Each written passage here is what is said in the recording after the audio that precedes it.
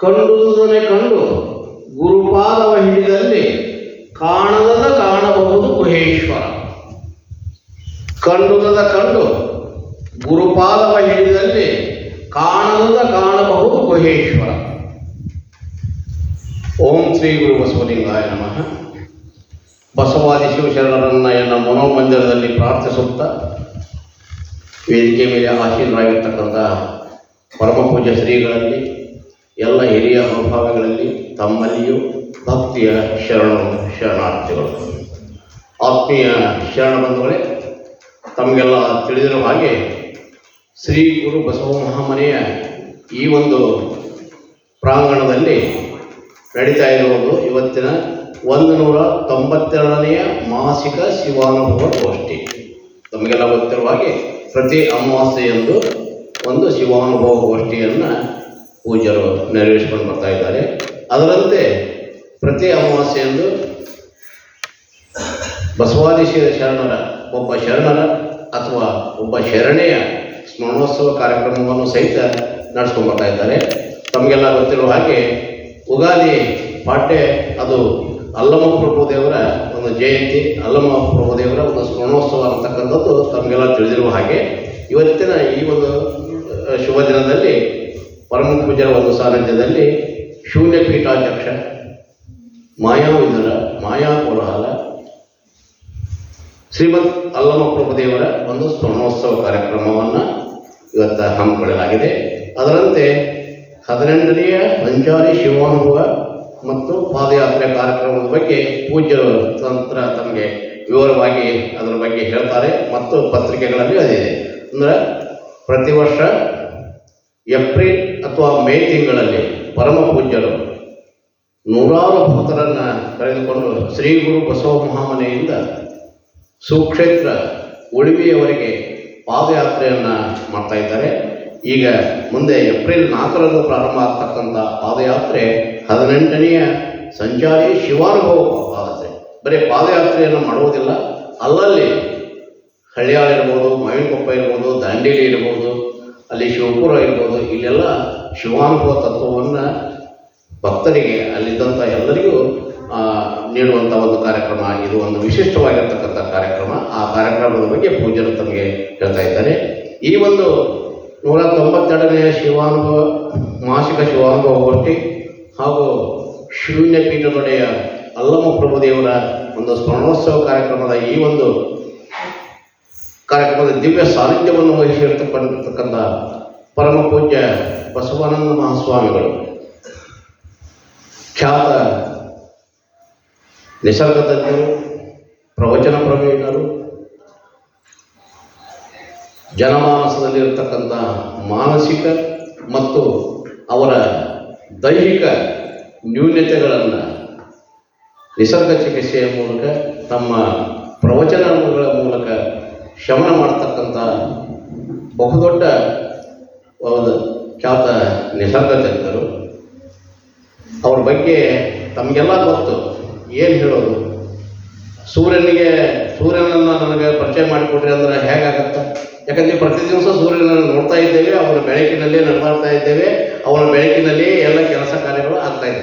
ಹಂಗೆ ಪರಮ ಪೂಜ್ಯರ ಒಂದು ಸಾನ್ನಿಧ್ಯ, ನೇತೃತ್ವ, ಅವರ ಒಂದು ಮಾರ್ಗದರ್ಶನದಲ್ಲಿ ಶ್ರೀ ಗುರು ಬಸವ ಮಹಾಮನೆಯ ಎಲ್ಲ ಕಾರ್ಯಕ್ರಮಗಳು ಹೇಳ್ತಾರೆ. ತಮಗೆಲ್ಲರೂ ಚಿರಪರಿಚಿತೇ ಆಗಿದ್ದಂಥ ಪರಮ ಪೂಜ್ಯರನ್ನು ನಾನು ನನ್ನ ವೈಯಕ್ತಿಕವಾಗಿ ತಮ್ಮೆಲ್ಲರ ಪರವಾಗಿ ಅವರ ಪಾದಾರವಿಂದಗಳಲ್ಲಿ ಪಡಪಟ್ಟು ಅವರನ್ನು ಈ ಕಾರ್ಯಕ್ರಮಕ್ಕೆ ಹೃತ್ಪೂರ್ವಕ ಸ್ವಾಗತವನ್ನು ಕೊಡ್ತಾ ಇದ್ದೇನೆ. ಅದರಂತೆ ಮುಖ್ಯ ಅತಿಥಿಗಳಾಗಿ ಕೆಲವೊಬ್ಬರು ಅನಿವಾರ್ಯ ಕಾರಣಗಳಿಂದ ಬಂದಿಲ್ಲ. ಈ ಬಂದಂಥವರು ಶರಣರಾಗಿರ್ತಕ್ಕಂಥ ಶ್ರೀ ನಿಂಗಪ್ಪ ಬಸಪ್ಪ ಪೂಜಾರ್, ರಾಜಕೀಯ ಧುರೀಣರು, ಆಡೂರು, ಹಾವೇರಿ ಜಿಲ್ಲೆಯ ಆಡೂರು ಗ್ರಾಮದವರು. ಅವರು ನೋಡ್ರಿ ರಾಜಕೀಯ ಧುರೀಣರು, ವೃತ್ತಿ ಕೃಷಿಕರಾಗಿದ್ದರೂ ಪ್ರವೃತ್ತಿಯಲ್ಲಿ ರಾಜಕೀಯವನ್ನು ತಮ್ಮ ಪ್ರವೃತ್ತಿಯನ್ನಾಗಿ ಮಾಡಿಕೊಂಡು, ಅದು ಜನತಾದಳ ಇರ್ಬೋದು, BJP ಇರ್ಬೋದು, ಕಾಂಗ್ರೆಸ್ ಇರ್ಬೋದು, ಆಯಾ ಪಕ್ಷದಲ್ಲಿ ಸೇರಿ ಆ ಪಕ್ಷ ನಿಷ್ಠೆಯಿಂದ ಕೆಲಸವನ್ನು ಮಾಡಿ ತಾಲೂಕು ಪಂಚಾಯಿತಿ ಅಧ್ಯಕ್ಷರಾಗಿ ಸೇವೆಯನ್ನು ಸಲ್ಲಿಸಿದ್ದಾರೆ. ಇತ್ತೀಚಲಾಗಿ ರಾಜಕೀಯದಲ್ಲಿ ಇರತಕ್ಕಂಥ ಭ್ರಷ್ಟಾಚಾರ, ಸ್ವಜನ ಪಕ್ಷಪಾತ ಮತ್ತು ಗದ್ದುಗೆಯನ್ನು ಹಿಡಿಯಲಿಕ್ಕೆ ತೆರೆಯ ಮೇಲೆ ತೆರೆಯ ಹಿಂದುಗಡೆ ನಡೆಯತಕ್ಕಂಥ ನಾಟಕಗಳನ್ನು ಕಂಡುಕೊಂಡು ರೋಷಿ ಬೇಜಾರು ಹೊಂದಿ ಸಾಕಪ್ಪ ಸಾಕು ಈ ರಾಜಕೀಯ ಅಂತ ನಿರ್ಧಾರವನ್ನು ಕೈಗೊಂಡು ತಮ್ಮ ಮೂಲ ವೃತ್ತಿಯಾದ ಕೃಷಿ ಕಾಯಕದಲ್ಲಿ ಅವರೀಗ ನಿರತರಾಗಿದ್ದಾರೆ.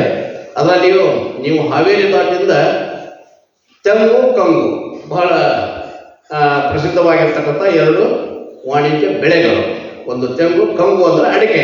ಹೀಗಾಗಿ ಅಲ್ಲಿ ತಮ್ಮ ಜಮೀನಿನಲ್ಲಿ ಅಡಿಕೆ ತೋಟವನ್ನು ಮಾಡಿಕೊಂಡು ಆ ವ್ಯವಸಾಯದಲ್ಲಿ ನಿರತರಾಗಿದ್ದಾರೆ. ಅಂಥ ಮಹನೀಯರಿಗೆ ನಾನು ತಮ್ಮೆಲ್ಲ ಪರವಾಗಿ ಸ್ವಾಗತವನ್ನು ಕೋರ್ತಾ ಇದ್ದೇನೆ. ಅದೇ ರೀತಿ ಇನ್ನೂರಾಗಿರ್ತಕ್ಕಂಥ ಶರಣಶ್ರೀ ಸಿದ್ಧಲಿಂಗಣ್ಣ ಕಮಡೊಳ್ಳಿ ಬಹುಶಃ ಬಂದಿಲ್ಲ. ಅವ್ರ ಬಗ್ಗೆ ಒಂದೇ ಒಂದು ಮಾತು ನಾನು ಹೇಳ್ತೇನೆ. ಪೂಜ್ಯರು ನನಗೆ ಹೇಳಿದರು, ಉದ್ಯಮಿಗಳು ಮತ್ತು ಸಮಾಜ ಸೇವಕರು ಬೆಳಗಾವಿಪೇಟೆ, ಬಹುಶಃ ಅದು ಹಾಂಗಲ್ ತಾಲೂಕಿನಲ್ಲಿ ಬರ್ತಕ್ಕಂಥ ಬೆಳಗಾವಿಪೇಟೆ, ತಾವೆಲ್ಲ ಪೇಪರ್ನಲ್ಲಿ ಓದ್ತಾ ಇದ್ದೀರಿ, ಆಮೇಲೆ ಟಿ ವಿಯಲ್ಲಿ ಎಲ್ಲ ನೋಡ್ತಾ ಇದ್ದೀರಿ. ಅನೇಕ ನಮ್ಮ ಹಿರಿಯರು ಪೂಜ್ಯರು ನಾಡಿನಲ್ಲಿ ಮಠಮಾನ್ಯಗಳು ಬೆಳೀಬೇಕು, ಮಠಮಾನ್ಯಗಳು ಜನರಲ್ಲಿ ಭಕ್ತಿ ಭಾವವನ್ನು ಬೆಳೆಸಬೇಕು ಅನ್ನತಕ್ಕಂಥ ಉದ್ದೇಶದಿಂದ ಅನೇಕ ಮಠಮಾನ್ಯಗಳಿಗಾಗಿ ತಮ್ಮ ಜಮೀನುಗಳನ್ನು, ತಮ್ಮ ಆಸ್ತಿಗಳನ್ನು, ಧನ ಕನಕಗಳನ್ನು ಅವರು ದಾಸೋಹ ರೂಪದಲ್ಲಿ ಕೊಟ್ಟದ್ದನ್ನು ತಾವೆಲ್ಲ ಕಂಡಿದ್ದೀರಿ. ಹಾಗಾಗಿ ಮೊದಲೆಲ್ಲ ಬಹಳ ಚೆನ್ನಾಗಿತ್ತು. ಆ ಮಠಾಧೀಶರು ಆ ಮಠದ ಅಭಿವೃದ್ಧಿಗಾಗಿ, ಭಕ್ತರ ಏಳಿಗೆಗಾಗಿ ಅವರು ಎಲ್ಲ ಕಾರ್ಯಚಟುವಟಿಕೆಗಳನ್ನು ಹಮ್ಮಿಕೊಳ್ತಾ ಇದ್ದರು. ಆದರೆ ಇತ್ತಿತ್ತಲಾಗಿ ಸುಮಾರು ಕೆಲವೊಂದಿಷ್ಟು ಮಠಾಧೀಶರು ಏನು ಮಾಡ್ತಾ ಇದ್ದಾರೆ, ತಮ್ಮ ವೈಭವೋಪಿತ ಜೀವನಕ್ಕಾಗಿ ಮತ್ತು ತಮ್ಮ ರಕ್ತ ಸಂಬಂಧಿಗಳ ಒಂದು ಏಳಿಗೆಗಾಗಿ ಆ ಪೂಜ್ಯರು ಕೊಟ್ಟಿರ್ತಕ್ಕಂಥ ಪೂರ್ವಿ ಆಸ್ತಿಗಳನ್ನು ತಮ್ಮ ಸ್ವಂತ ಆಸ್ತಿಯೇನೋ, ತಮ್ಮ ಪಿತೃತ್ವ ಆಸ್ತಿಯೇನೋ ಎಂಬಂತೆ ಮಾರಾಟವನ್ನು ಮಾಡಿ ಆ ಹಣವನ್ನು ತಮ್ಮ ವೈಯಕ್ತಿಕವಾಗಿ ಮತ್ತು ತಮ್ಮ ರಕ್ತ ಸಂಬಂಧಿಗಳಿಗೆ ಹಂಚಿಕೊಳ್ತಕ್ಕಂಥ ಕೆಲಸವನ್ನು ಮಾಡ್ತಾ ಇದ್ದಾರೆ. ತಾವೆಲ್ಲ ನೋಡಿದಿರಿ. ಒಂದು ಪ್ರತಿಷ್ಠಿತ ಮಠದ ವ್ಯಾಜ್ಯ ಈಗ ಕೋರ್ಟ್ನಲ್ಲಿದೆ. ತಮಗೆಲ್ಲ ಪೇಪರ್ದಲ್ಲಿ ನೋಡಿದ್ರೆ ಅದು ಯಾವ ಮಠ ಏನೋ ಹೇಳೋದು ಬೇಡ, ನಾವು ಬಹಳಷ್ಟು ಆಗ್ತಾ ಇದ್ದಾವೆ ಇವಾಗ. ಹೀಗಾಗಿ ಈ ನಮ್ಮ ಕಮಲೋಳಿಯವರು, ಸಿದ್ಧಲಿಂಗಣ್ಣ ಕಮಲೋಳಿಯವರು ಏನು ಮಾಡಿದ್ದಾರೆ, ಒಂದು ಸಂಘಟನೆಯನ್ನು ಮಾಡಿಕೊಂಡು ಮಠದ ಆಸ್ತಿಗಳನ್ನು ಮಠಕ್ಕಾಗಿಯೇ ಉಳಿಸಲಿಕ್ಕೆ ಹೋರಾಟವನ್ನು ಮಾಡ್ತಾ ಇದ್ದಾರೆ. ಮಠದ ಆಸ್ತಿಗಳು ಏನದಾವಲ್ಲ, ಹಿಂದೆ ಪೂರ್ವಿಕರು ಕೊಟ್ಟಿರ್ತಕ್ಕಂಥ ಆಸ್ತಿಗಳು, ಅವುಗಳನ್ನು ಮಠಕ್ಕಾಗಿಯೇ ಉಳಿಬೇಕು, ಮಠದ ಭಕ್ತರ ಅಭಿವೃದ್ಧಿಗಾಗಿಯೇ ಉಳಿಬೇಕು, ಸಮಾಜದ ಅಭಿವೃದ್ಧಿಗಾಗಿಯೇ ಉಳಿಬೇಕು ಅಂತಕ್ಕಂಥ ಉದ್ದೇಶದ ಸಂಘಟನೆಯನ್ನು ಮಾಡಿ ಯಾವ್ಯಾವ ಮಠಾಧೀಶರು ಆಸ್ತಿಗಳನ್ನು ಪರಭಾರೆ ಮಾಡಿದಾರಲ್ಲ ಅವುಗಳ ನೈಜತೆಯನ್ನು ಕಂಡುಕೊಂಡು ಕೋರ್ಟ್ ಮೆಟ್ಲಿರತಕ್ಕಂಥ ಕೆಲಸವನ್ನು ಅವರು ಒಂದು ಪುಣ್ಯಮಯ ಕೆಲಸವನ್ನು ಮಾಡ್ತಾ ಇದ್ದಾರೆ. ಅಂತ ಸಿದ್ಧಲಿಂಗಣ್ಣ ಕಮಲೊಳ್ಳಿ ಅವರು ಇವತ್ತಿನ ದಿವಸ ಅನಿವಾರ್ಯ ಕಾರಣಗಳಿಂದ ಬಂದಿಲ್ಲ. ಇನ್ನು ಬಂದರೂ ಅವರು ಸ್ವಾಗತ ಮಾಡೋಣ, ಸ್ವಲ್ಪ ತಡ ಆಗಿದ್ರೆ ಅವರ ಅನುಪಸ್ಥಿತಿಯಲ್ಲಿ ಅವರ ಮಹತ್ ಕಾರ್ಯಕ್ಕೆ ನಾನು ಮೆಚ್ಚುಗೆಯನ್ನು ವ್ಯಕ್ತಪಡಿಸಿ ನಾನು ಅವರ ಅನುಪಸ್ಥಿತಿಯಲ್ಲಿ ಅವರಿಗೆ ಸ್ವಾಗತವನ್ನು ಕೋರ್ತಾ ಇದ್ದೇನೆ. ಇನ್ನು ಡಾಕ್ಟರ್ ಅನ್ನಪೂರ್ಣ ಹಿರಲಿಂಗಣ್ಣವರ ಪ್ರಸೂತಿ ತಜ್ಞರು, ಬಯಲು ಬಸವ ಮಂಟಪ, ಧಾರವಾಡ. ಸ್ವಲ್ಪ ಲೇಟಾಗಿ ಬರ್ಬೋದು. ಆ ತಾಯಿಯವರ ಬಗ್ಗೆ ತಮಗೆಲ್ಲ ಗೊತ್ತು. ನಮ್ಮ ಶ್ರೀ ಗುರು ಬಸವ ಮಹಾಮನೆಯ ಪರಮ ಭಕ್ತರವರು. ಯಾವುದೇ ಕಾರ್ಯಕ್ರಮ ಶ್ರೀ ಗುರು ಬಸವ ಮಹಾಮನೆಯಲ್ಲಿ ಆಗಿದೆ ಅಂದರೂ ಸಹಿತ ಅವರು ಬರ್ತಾ ಇದ್ದಾರೆ. ಇಲ್ಲಿ ಯಾವುದೇ ಕೆಲವೊಂದು ಕಲ್ಯಾಣ ಮಹೋತ್ಸವ ಕಾರ್ಯಕ್ರಮಗಳು ಇಲ್ಲಿ ನಡೆದಿದ್ದಾವೆ. ಪೂಜ್ಯರ ಒಂದು ಬಡವರ ಕಲ್ಯಾಣ ಮಹೋತ್ಸವ ಕಾರ್ಯಕ್ರಮಗಳನ್ನು ಪೂಜ್ಯರು ಇಲ್ಲಿ ನಡೆಸಿಕೊಟ್ಟಿದ್ದಾರೆ. ಅಂಥ ಕಾರ್ಯಕ್ರಮದಲ್ಲಿ ಅವರು ಕ್ರಿಯಾಮೂರ್ತಿಗಳಾಗಿ ಕೆಲಸವನ್ನು ಮಾಡಿ ಅವರಿಗೆ ಶುಭವನ್ನು ಕೋರಿದ್ದಾರೆ. ಆಮೇಲೆ ಖ್ಯಾತ ಪ್ರಸೂತಿ ತಜ್ಞರು ತಾಯಿದರೆ ತಮಗೆಲ್ಲ ಗೊತ್ತು. ಒಬ್ಬ ತಾಯಿ ಮಗುವಿಗೆ ಜನ್ಮ ಕೊಡಬೇಕಾದ್ರೆ 1,000 ಚೋಳುಗಳು ಕಡಿದ್ರೆ ಎಷ್ಟು ವೇದನೆ ಆಗ್ತದಲ್ಲ, ಒಂದು ಮಗುವಿನ ಹೆರಿಗೆ ಆಗಬೇಕಾದ್ರೆ ಅಷ್ಟು ವೇದನೆಯನ್ನು ತಾಯಿ ಅನುಭವಿಸ್ತಾ ಇದ್ದಾರೆ. ಆದರೆ ನಮ್ಮ ಅನ್ನಪೂರ್ಣ ತಾಯಿಯವರ ಒಂದು ಹೆರಿಗೆ ಹೇಗಿದೆ ಅಂದರೆ ನೈಸರ್ಗಿಕ ಹೆರಿಗೆ. ಆ ನೀರಿನಲ್ಲಿ ಕಲ್ಲು ಎತ್ತಿದ್ರೆ ಎಷ್ಟು ಸುಲಭವಾಗಿ ಮೇಲ್ಬರ್ತದಲ್ಲ, ಹಾಗೆ ಆ ತಾಯಿಗೆ, ಗರ್ಭಿಣಿ ತಾಯಿಗೆ ಏನೂ ದೈಹಿಕ ತೊಂದರೆ ಆಗದ ಹಾಗೆ ಅತ್ಯಂತ ಸರಳ ರೀತಿಯಿಂದ ನೈಸರ್ಗಿಕ ಒಂದು ಹೆರಿಗೆ ಕಾರ್ಯಕ್ರಮವನ್ನು ಅವರು ಮಾಡಿಕೊಡ್ತಾ ಇದ್ದಾರೆ. ಮತ್ತು ಧಾರವಾಡದಲ್ಲಿ ಬಯಲು ಬಸವ ಮಂಟಪ ಅನ್ನತಕ್ಕಂಥ ಒಂದು ಗಾರ್ಡನ್ ತೋಟವನ್ನು ಮಾಡಿ ಅಲ್ಲಿ ಬಸವಾದಿ ಶರಣರ ತತ್ವಗಳನ್ನು ಪ್ರಚಾರ ಮಾಡ್ತಕ್ಕಂಥ ಕಾರ್ಯಕ್ರಮ ಸಹಿತ ಅವರು ಮಾಡ್ತಾ ಇದ್ದಾರೆ. ಅಂಥ ಮಹಾತಾಯಿಗೆ ನಾನು ಅವರ ಅನುಪಸ್ಥಿತಿಯಲ್ಲಿ ಅವರಿಗೆ ಸ್ವಾಗತವನ್ನು ಕೋರ್ತಾ ಇದ್ದೇನೆ.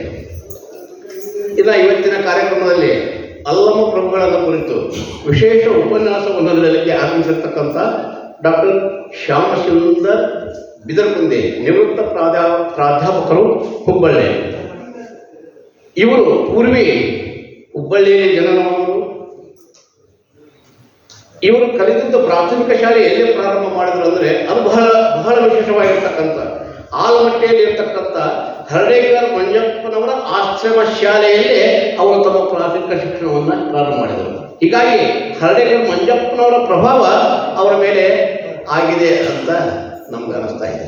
ಹೀಗಾಗಿ ಅಂಥ ಒಂದು ಪವಿತ್ರ ಪುಣ್ಯಮಯ ಶಾಲೆಯಲ್ಲಿ, ಆಶ್ರಮದಲ್ಲಿ ತಮ್ಮ ಪ್ರಾಥಮಿಕ ಶಿಕ್ಷಣವನ್ನು ಪ್ರಾರಂಭಿಸಿ ನಂತರ PUC SLCಯನ್ನು ಹುಬ್ಬಳ್ಳಿಯ ಪ್ರಸಿದ್ಧ ಲೆಮೆಂಗ್ಟನ್ ಹೈಸ್ಕೂಲ್ನಲ್ಲಿ ಮುಗಿಸಿ ನಂತರ ಪದವಿ ಶಿಕ್ಷಣವನ್ನು ಹುಬ್ಬಳ್ಳಿಯ ಕಾಡಸಿದ್ದೇಶ್ವರ ಆರ್ಟ್ಸ್ ಕಾಲೇಜಿನಲ್ಲಿ ಮುಗಿಸಿ ತದನಂತರ MA ಕರ್ನಾಟಕ ವಿಶ್ವವಿದ್ಯಾಲಯದಲ್ಲಿ MAಯನ್ನು ಮಾಡಿ ನಂತರ ಅಲ್ಲಿಯೇ PhDಯನ್ನು ಮಾಡಿದರು. ನವ್ಯ ಕಾದಂಬರಿಗಳ ಸಾಹಿತ್ಯ ಮಾರ್ಗ 1992 ಅನ್ನುವ ವಿಷಯದ ಮೇಲೆ ಸಂಶೋಧನೆಯನ್ನು ಮಾಡಿ ಡಾಕ್ಟರ್ ಆಫ್ ಫಿಲಾಸಫಿ ಅಂತ ಕರಿತೀವಿ ನಾವು. ಅದನ್ನು PhD ಅಂತಾರೆ. ಆ ಪದವನ್ನು ಪಡೆದುಕೊಂಡು ಮುಂದೆ ಅವರು ಅನೇಕ ಕವನ ಸಂಕಲನಗಳನ್ನು ಬರೆದಿದ್ದಾರೆ. ಅಜ್ಜಗ ಅವರು ಅಲ್ಲಮ ಪ್ರಭುವಾದ, ಬರುವುದೇನುಂಟೊಮ್ಮೆ ಬರಲಿ ಅಂತಕ್ಕಂಥದ್ದು ಇರಬೇಕದು, ಅದು ಡ್ಯಾಶ್ ಇದೆ ಮುಂದೆ, ಗದ್ಯ ಪ್ರಬಂಧ ಸಂಕಲನಗಳು, ಹೀಗೆ ಅನೇಕ ಸಂಕಲನಗಳನ್ನು ಅವರು ಬರೆದಿದ್ದಾರೆ. ಮುಂದೆ 1970ರಿಂದ 2005ರವರೆಗೆ ಪದವಿ ಕಾಲೇಜ್, ಡಿಗ್ರಿ ಕಾಲೇಜ್, ಈಗ 2 ಕಾಲೇಜುಗಳಿದೆ, ಪದವಿ ಪೂರ್ವ ಕಾಲೇಜು, ಪದವಿ ಕಾಲೇಜು, ಹೀಗೆ ಡಿಗ್ರಿ ಕಾಲೇಜಿನಲ್ಲಿ ಅವರು ಕನ್ನಡ ಪ್ರಾಧ್ಯಾಪಕರಾಗಿ ಸೇವೆಯನ್ನು ಸಲ್ಲಿಸಿದ್ದಾರೆ. 9 ಜನ ಸಂಶೋಧಕರು ಅಂದರೆ PhDಯನ್ನು ಮಾಡ್ತಕ್ಕಂಥ ಸಂಶೋಧಕರಿಗೆ ಮಾರ್ಗದರ್ಶಕರಾಗಿ 9 ಜನರು PhD ಪದವಿಯನ್ನು ಪಡೆಯಲಿಕ್ಕೆ ಅವರು ತಮ್ಮ ಮಾರ್ಗದರ್ಶನವನ್ನು ಮಾಡಿದ್ದಾರೆ. 12 ವರ್ಷಗಳ ಕಾಲ NSS ಘಟಕದ ಕಾರ್ಯಕ್ರಮ, NSS ನ್ಯಾಷನಲ್ ಸರ್ವಿಸ್ ಸ್ಕೀಮ್ ಅಂತ, ರಾಷ್ಟ್ರೀಯ ಸೇವಾ ಯೋಜನೆ ಅಂತ ನಾವೆಲ್ಲ BC ಕಲ್ಮೆಟ್ ಅವ್ರು ಗೊತ್ತಿರ್ಬೋದು. ಅವರ ಇದರಲ್ಲಿ ನಾವು ಕರ್ನಾಟಕ ವಿಶ್ವವಿದ್ಯಾಲಯದಲ್ಲಿ NSS ಮಾಡಿದ್ದೇವೆ. ನಾವು ಮಾಡಿದ ಕಾರ್ಯ ಏನು ಅಂತಂದರೆ, ಆ ಯೂನಿವರ್ಸಿಟಿ ಕ್ಯಾಂಪಸ್ನಲ್ಲಿ ಪಿಟ್ಸ್ ತಗ್ಗುಗಳನ್ನು ತೋಡಿ ತೆಂಗಿನ ಗಿಡಗಳನ್ನು ನಾವು 1976-77ರಲ್ಲಿ ನೂರಲ್ ಹಸನ್ ಅವಾಗ ಎಜುಕೇಷನ್ ಮಿನಿಸ್ಟರ್ ಇದ್ದರು. ಆ ತಗ್ಗುಗಳನ್ನು ತೋಡಿ ಅಲ್ಲಿ ತೆಂಗಿನ ಗಿಡಗಳನ್ನು ಹಚ್ಚಿದ್ವಿ. ಅದು 74-75ರಲ್ಲಿ. ಮುಂದೆ 78ರಿಂದ 80ರಲ್ಲಿ MA ನಾವು ಎಕನಾಮಿಕ್ಸ್ ಮಾಡಬೇಕಾದ ನಾವು ನಡೆಸಿದ ತೆಂಗಿನ ಗಿಡದಲ್ಲಿಯೇ ಬುಡದಲ್ಲಿಯೇ ಕೂತು ಅಭ್ಯಾಸ ಮಾಡಿದ್ದು ಅಂತಂದರೆ ಅದೊಂದು ನಮ್ಮ ವಿಶೇಷ. ಆ ರೀತಿಯಾಗಿರ್ತಕ್ಕಂಥ NSS ಘಟಕದಲ್ಲಿಯೂ ಅವರು ಸೇವೆಯನ್ನು ಸಲ್ಲಿಸಿದ್ದಾರೆ. ಈಗ 8 ವರ್ಷ ಸಾಧನಕೇರಿಯ ದರಾ ಬೇಂದ್ರೆ ಭವನದ ಅಧ್ಯಕ್ಷರಾಗಿದ್ದರು. ಮೊನ್ನೆ ತಾನೇ ಹಲವಾರು ದಿನಗಳ ಹಿಂದೆ ಬೇಂದ್ರೆಯವರನ್ನು ಕುರಿತು ಒಂದು ದೊಡ್ಡ ಕಾರ್ಯಕ್ರಮವನ್ನು ಅವರು ಮಾಡಿದರು. ಬೇಂದ್ರೆಯವರ ಬಗ್ಗೆ ಬಹಳಷ್ಟು ವಿಶೇಷ ಅಭಿಮಾನವನ್ನು ಇಟ್ಟುಕೊಂಡಿರ್ತಕ್ಕಂಥ ಅವರು. ಮತ್ತು ಇತ್ತೀಚಲಾಗಿ ಸಪ್ತಾಪುರದಲ್ಲಿ ಕಲ್ಯಾಣಕೂಟ, ನೋಡ್ರಿ ಅದರ ಹೆಸರೇ ಕಲ್ಯಾಣಕೂಟ, ಅದು ಬಸವ ಕಲ್ಯಾಣ ಇತ್ತು. ಇಲ್ಲಿ ಒಂದು ಅಂಥದೇ ಒಂದು ಕಲ್ಯಾಣಕೂಟವನ್ನು ಪ್ರಾರಂಭಿಸಿ ಸಮಾಜದ ಏಳಿಗೆಗಾಗಿ, ದೀನ ದಲಿತರಿಗಾಗಿ, ಬಡಬಗ್ಗರಿಗಾಗಿ ಏನು ಕಾರ್ಯಕ್ರಮಗಳನ್ನು ಮಾಡಬೇಕು ಅನ್ನೋದನ್ನು ಆ ಕಲ್ಯಾಣಕೂಟ ಅನ್ನತಕ್ಕಂಥ ಒಂದು ಅದರ ಸಂಚಾಲಕರಾಗಿ ಆ ಒಂದು ಸೇವೆಯನ್ನು ಮಾಡ್ತಾ ಇದ್ದಾರೆ. ಇಂಥ ಹಿರಿಯ ಅನುಭವಿಗಳು ಇವತ್ತು ನಮಗೆ ಉಪನ್ಯಾಸಕರೇ ಸಿಕ್ಕಿದ್ದು ನಮ್ಮ ಸೌಭಾಗ್ಯ ಅಂತ ಕಲ್ಪಿಸಿಕೊಂಡು ಅವರಿಗೆ ನಾನು ಅನಂತ ಧನ್ಯವಾದಗಳೊಂದಿಗೆ ಅವರನ್ನು ನಾನು ಈ ಕಾರ್ಯಕ್ರಮಕ್ಕೆ ಸ್ವಾಗತವನ್ನು ಕೊಡ್ತಾ ಇದ್ದೇನೆ. ಅದರಂತೆ ದಾಸೋಹ ಸೇವೆ, ಇವರೆಲ್ಲ ಮೇಲೆ ಕೂತವರು ನಿಮಗೆ ನೆತ್ತಿಗೆ ಬುತ್ತಿಯನ್ನು ಕೊಡ್ತಾರೆ. ಇನ್ನು 2 ಗಂಟೆ ಆದ ನಂತರ ಹೊಟ್ಟೆಗೆ ಬುತ್ತಿ ಬೇಕಲ್ಲ, ಅದನ್ನು ಕೊಡೋರು ಅಂತವ್ರು ಅವರು ದಾಸೋಹಿಗಳು. ಇವತ್ತಿನ ಈ ಒಂದು ದಾಸೋಹ ಕಾರ್ಯವನ್ನು ಮಾಡಿದಂಥವರು ಶ್ರೀಮತಿ ಕಮಲಮ್ಮ ಹಣಸಿ ಧಾರವಾಡ, ಅವರ ಬಂದಿಲ್ಲ, ಅವ್ರ ಬಗ್ಗೆ ನಾನು ಹೇಳಲೇಬೇಕು. ಅವರು ಸಹಿತ ನಮ್ಮ ಪ್ರಭು ಕೆಂದ್ರಗೌಡರು ಅದು ಇದ್ದ ಹಾಗೆ ಶ್ರೀ ಗುರು ಬಸವ ಮಹಾಮನೆಯ ಪರಮ ಭಕ್ತೆ, ದಾಸೋಹ ಪ್ರಿಯರು. ಯಾವುದೇ ಕಾರ್ಯಕ್ರಮ ಇದ್ದರೂ ಬರೋದಿಲ್ಲ, ಬಹುಶಃ ಇವತ್ತು ಬರ್ಬೋದು ವಿಮರ್ಶಕರಾಗಿ. ನಮ್ಮ ಶರಣರು ಕೊಟ್ಟದ್ದೇ 2 ಮಹತ್ತರವಾಗಿರ್ತಕ್ಕಂಥ ತತ್ವಗಳು ಅಂದರೆ ಕಾಯಕ ಮತ್ತು ದಾಸೋಹ. ದಾಸೋಹದ ಬಗ್ಗೆ ಬಸವಣ್ಣನವರು ಒಂದು ವಚನದಲ್ಲಿ ಹೇಳ್ತಾರೆ, ದಾಸೋಹಂ ಎಂಬ ಸೋಹೆಗೊಂಡು ಹೋಗಿ ಗುರುವ ಕಂಡೆ, ಲಿಂಗವ ಕಂಡೆ, ಜಂಗಮವ ಕಂಡೆ, ಪ್ರಸಾದವ ಕಂಡೆ, ಇಂತಿ ಚತುರ್ವಿಧ ಸಂಪನ್ನನಾದ ಕೂಡಲ ಸಂಗಮ ದೇವ ಅಂದ್ರೆ ದಾಸೋಹ ಅಂತಕ್ಕಂಥ ತತ್ವವನ್ನು ಹಿಡ್ಕೊಂಡು, ದಾಸೋಹ ತತ್ವವನ್ನು ನನ್ನ ಜೀವನದಲ್ಲಿ ಅಳವಡಿಸಿಕೊಂಡು ಆ ಮಾರ್ಗವನ್ನು ನಾನು ಹಿಡ್ಕೊಂಡು ಹೋದಾಗ ಗುರು, ಲಿಂಗ, ಜಂಗಮ, ಪ್ರಸಾದ ಇವು ಚತುರ್ವಿಧ ಸಾರಾಯಿಗಳು ಅಂತ ಶರಣತತ್ವ ಇವುಗಳನ್ನು ನಾನು ಕಂಡುಕೊಂಡೆ. ದಾಸೋಹದ ಮೂಲಕ ನಾನು ಇವನ್ನ ಗುರು, ಲಿಂಗ, ಜಂಗಮ, ಪ್ರಸಾದವನ್ನು ಕಂಡುಕೊಂಡೇ ಇರತಕ್ಕಂಥ ಮಾತನ್ನು ಅಪ್ಪ ಬಸವಣ್ಣವರು ಹೇಳ್ತಾರೆ. ಆ ರೀತಿಯಾಗಿ ನಮ್ಮ ಕಮಲಮ್ಮನವರು ಸಹಿತ ದಾಸೋಹವನ್ನು ಮಾಡಿದ್ದಾರೆ. ಅವರ ಅನುಪಸ್ಥಿತಿಯಲ್ಲಿ ಆ ತಾಯಿಗೂ ನಾಯಿನ ಸುಸ್ವಾಗತವನ್ನು ಕೋರ್ತಾ ಇದ್ದೇನೆ. ಇನ್ನು ವಿಶೇಷ ಆಹ್ವಾನಿತರಾಗಿ ಡಾಕ್ಟರ್ ಪ್ರಭುಗೌಡ ವಿ ಕೆಂಜಿನಗೌಡ, ನಿವೃತ್ತ ಪ್ರಾಧ್ಯಾಪಕರು, ಧಾರವಾಡ, ಶ್ರೀ ಗುರು ಬಸವ ಮಹಾಮನೆಯ ಅತ್ಯಂತ ಪರಮ ಭಕ್ತರು. ನೋಡ್ರಿ, ಅವರಿಗೆ ದೈಹಿಕ ಸ್ವಲ್ಪ ತೊಂದರೆ ಇದ್ದರೂ, ವಯಸ್ಸಿನ ಅನುಗುಣವಾಗಿ ಕಾಲಿನ ತೊಂದರೆ ಇದ್ದರೂ ಸಹಿತ ಊರುಗಳನ್ನು ಹಿಡ್ಕೊಂಡು ಎಷ್ಟೇ ಬಿಸಿಲು ಇರಲಿ, ಮಳೆ ಇರಲಿ, ಚಳಿ ಇರಲಿ, ಈ ಶ್ರೀ ಗುರು ಬಸವ ಮಹಾಮನೆಯಲ್ಲಿ ನಡೆಯತಕ್ಕಂಥ ಎಲ್ಲ ಕಾರ್ಯಕ್ರಮಕ್ಕೂ ಅವರು ಬರ್ತಾ ಇದ್ದಾರೆ.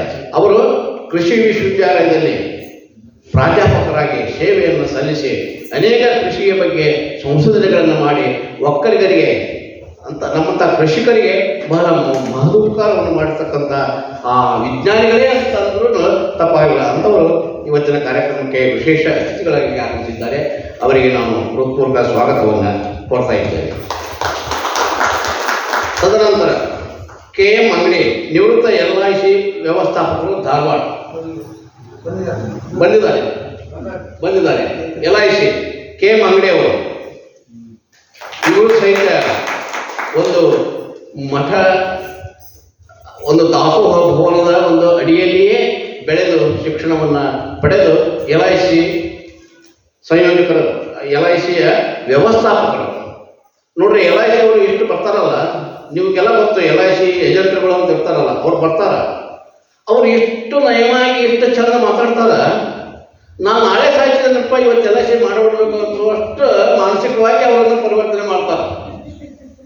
ಆದರೆ ಆ LIC ಮಾಡ್ತೇವೆ ಖರೆ, ಅದು ನಮಗೇನು ಜೀವಿತ ಕಾಲದಲ್ಲಿ ಏನೂ ಉಪಯೋಗ ಇಲ್ಲ. ನಮ್ಮ ನಂತರ ನಮ್ಮ ಸಂಬಂಧಿಗಳನ್ನ, ಆದರೆ ಒಂದು ಏನು ಪ್ರಿಕಾಷನರಿ ಮೇಜರ್ ಅಂತಿರೋಲ್ಲ, ಅಂದ್ರೆ ಪೂರ್ವ ಇದನ್ನು ನಾವು ಗಳಿಸಿಟ್ರೆ ಮುಂದೆ ಮಕ್ಕಳಿಗೆ ಅಥವಾ ನಮ್ಮ ಸಂಬಂಧಿಕರಿಗೆ ಅದು ಅನುಕೂಲ ಆಗಲಿ ಅನ್ನತಕ್ಕಂಥ LIC ಯೋಜನೆ ಬಹಳ ಉತ್ತಮವಾಗಿರ್ತಕ್ಕಂಥ ಯೋಜನೆ. ಅದರ ವ್ಯವಸ್ಥಾಪಕರಾಗಿ KM ಅಂಗಡಿಯವರು ಬಹಳ ಉತ್ತಮ ಕಾರ್ಯವನ್ನು ಮಾಡಿದ್ದಾರೆ. ಅಂಥವರಿಗೆ ನಾನು ಇವತ್ತಿನ ಕಾರ್ಯಕ್ರಮಕ್ಕೆ ಮುಖ್ಯ ಅತಿಥಿಗಳಾಗಿ ಆಗಮಿಸಿದ್ದಕ್ಕಾಗಿ ಅವರಿಗೆ ಹೃತ್ಪೂರ್ವಕ ಸ್ವಾಗತವನ್ನು ಕೋರ್ತಾ ಇದ್ದೇನೆ. ಆನಂತರ ಮಹಾದೇವಿ ಅಶೋಕ್ ಕಳ್ಳಿಮನೆಯನ್ನವರು ಬರಬೇಕಾಗಿತ್ತು, ಇಲ್ಲೇ ಮನಗುಂಡಿಯವರು, ಅವರು ಬರ್ತಾ ಇದ್ದಾರೆ. ಅವರ ಉಪಸ್ಥಿತಿಯಲ್ಲಿ ಅವರಿಗೆ ಸ್ವಾಗತವನ್ನು ಕೋರ್ತಾ ಇದ್ದೇನೆ. ಇಲ್ಲಿ ಕೆಲವೊಬ್ಬರು ಬಂದಿಲ್ಲ. ಯಾರು ಬಂದಿಲ್ಲ ಅಂತಂದರೆ ಮಹಾದೇವಿ ಅಶೋಕ್ ಕಳ್ಳಿಮನೆಯವರು ಬಂದಿಲ್ಲ, ಶಿವಲಿಂಗಪ್ಪಾಜಿ ಜಕಾತಿ ಅವರು ಬಂದಿಲ್ಲ, ಶಿವಪ್ಪಾಜಿ ಕೊಳ್ಳಿಯವರು ನರಗುಂದ ಅವರು ಬಂದಿಲ್ಲ, ಮಹೇಶ್ ವಿ ಭಟ್ ಮತ್ತು ಸುಮನಾ M ಭಟ್ ಶಿರ್ಸಿಯಿಂದ ಅವರು ಬರಬೇಕಾಗಿತ್ತು, ಬಂದಿಲ್ಲ. ಅವರ ಅನುಪಸ್ಥಿತಿಯಲ್ಲಿ ಅವರೆಲ್ಲರಿಗೂ ನಾನು ಸ್ವಾಗತವನ್ನು ಕೋರ್ತಾ, ಇನ್ನು ನಮ್ಮ ನಿಸರ್ಗ ಜ್ಞಾನಾಮೃತ ವಿಜೇತರು ತಮಗೆಲ್ಲ ತಿಳಿದಿರುವ ಹಾಗೆ ಪ್ರತಿ ಗುರುವಾರ ದಿವಸ ಆಕಾಶವಾಣಿಯಿಂದ ಪೂಜ್ಯರು ನಿಸರ್ಗ ಜ್ಞಾನಾಮೃತ ಅನ್ನತಕ್ಕಂಥ ಒಂದು ಸಂಚಿಕೆಯನ್ನು ಪ್ರಸಾರ ಮಾಡ್ತಾ ಇದ್ದಾರೆ. ಬಹಳಷ್ಟು ಜ್ಞಾನಪ್ರದವಾಗಿರ್ತಕ್ಕಂಥ, ಆರೋಗ್ಯ ಸಂಬಂಧವಾಗಿರ್ತಕ್ಕಂಥದ್ದು ಮತ್ತು ಆಧ್ಯಾತ್ಮಿಕವಾಗಿ ಸಂಬಂಧ ಇರತಕ್ಕಂಥ ವಿಷಯದ ಬಗ್ಗೆ ಆಕಾಶವಾಣಿಯಿಂದ ಬರ್ತಾ ಇದೆ.